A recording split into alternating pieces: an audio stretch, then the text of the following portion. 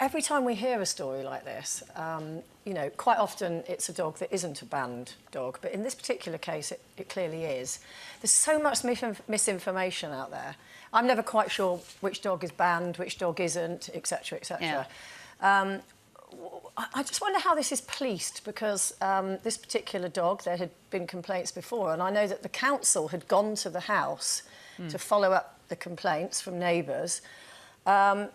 So when somebody at the council, if it's an illegal breed, how do they not look at that dog and say, even if you're not sure, why would everyone's got a phone, why would you not take a photo and just say, well, I'm just going to go and check whether or not this is a banned breed? It's quite interesting because Roderick has just been in touch. Thank you for that very much. But the government, he says the government should reintroduce dog licences for each named and tagged dog and make dog training classes compulsory, so that you make it into like a full licence, and that way, that way he said you would have it would be logged, and therefore they would track illegal dogs, illegal breeds. I think you've got a responsibility because you're bringing a wild animal into your home.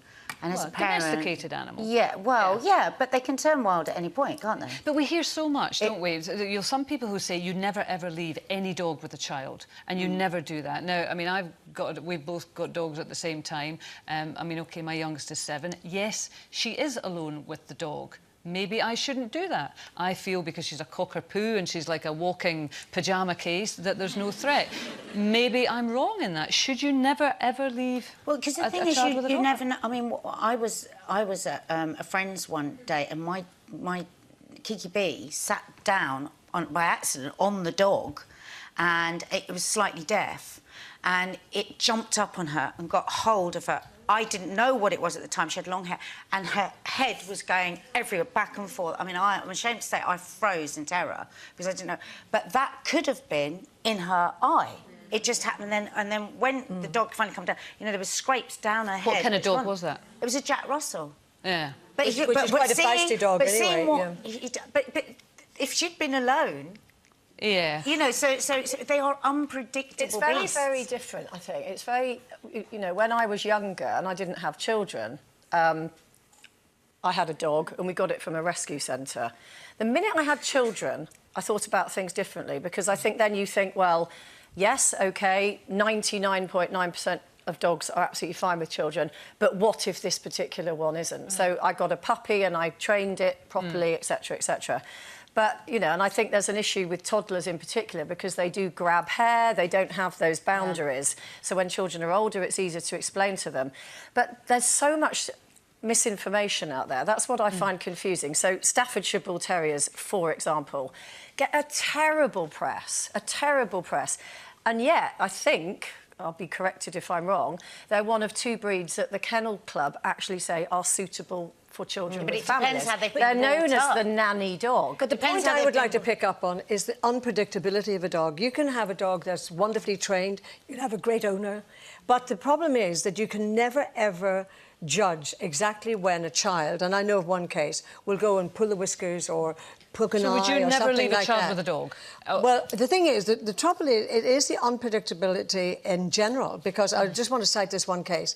It was a girl who did some hairdressing at home, so she knew the family, knew the dog, a beautiful retriever, gorgeous reputation, beautiful dog. And yet she just turned her back that way just to do the girl's hair.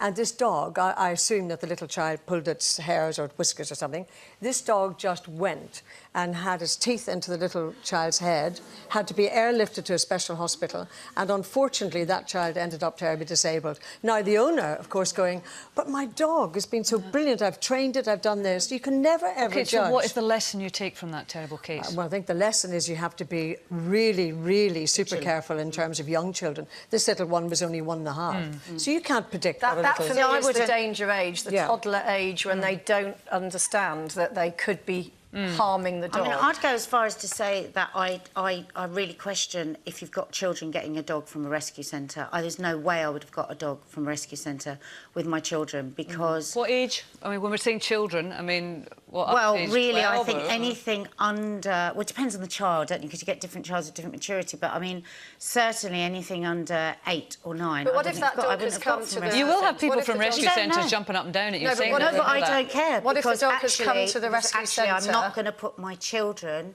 in danger. And if because I don't know the history, if I don't know the history of that dog, of the dog, how do I not know what if you do? that dog has not been tormented by a child? Because it's not the dog's fault. I mean, all dogs are amazing. I mean, I'm a dog lover, but we don't know what might have happened to that dog in the previous... I mean, I'm in the same... I agree.